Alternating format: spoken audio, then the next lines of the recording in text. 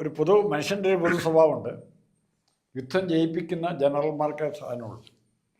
പരാജയപ്പെട്ട ജനറലിൻ്റെ കഥ കഴിഞ്ഞു. മറ്റു പല കാരണങ്ങളാലും.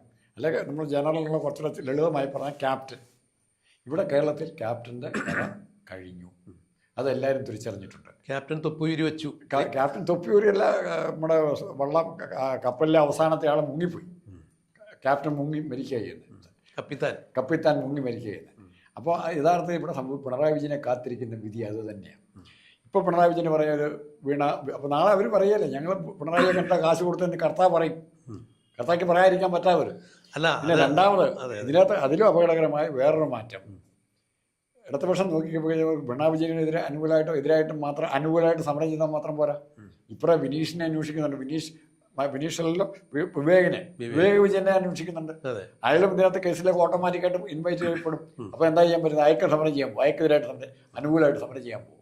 അല്ല, അതിനൊക്കെ ഇവർ പ്രതിരോധം തീർക്കുന്നത് ഈ CPM-ന്റെ സമുന്നത നേതാവായ പിണറായി വിജയനെ തകർക്കുന്നതിന് വേണ്ടി ED ഉപയോഗിച്ചുകൊണ്ട് അദ്ദേഹത്തിൻ്റെ കുടുംബക്കാരെ വേട്ടയാടുന്ന തരത്തിലാണ് ഇവരൊരു നറേഷൻ ഉണ്ടാക്കുന്നത്. പക്ഷേ ഇവിടെ കേസിൻ്റെ രീതി പോകുന്നത് പറഞ്ഞു കേൾക്കുന്നത് രാഷ്ട്രീയ പ്രേരിതമായ കേസല്ലല്ലോ. ആദായനീതി വകുപ്പിൻ്റെ ഇൻട്രീം സെറ്റിൽമെൻറ്റ് ബോർഡിലാണ് ഇത്തരം ഒരു റിപ്പോർട്ട് വന്നിരിക്കുന്നത്. അതിന് വീണ GST അടച്ചിരിക്കുന്നു, നികുതി അടച്ചിരിക്കുന്നു, CMR-ൽ GST അടച്ചിരിക്കുന്നു, നികുതി അടച്ചിരിക്കുന്നു.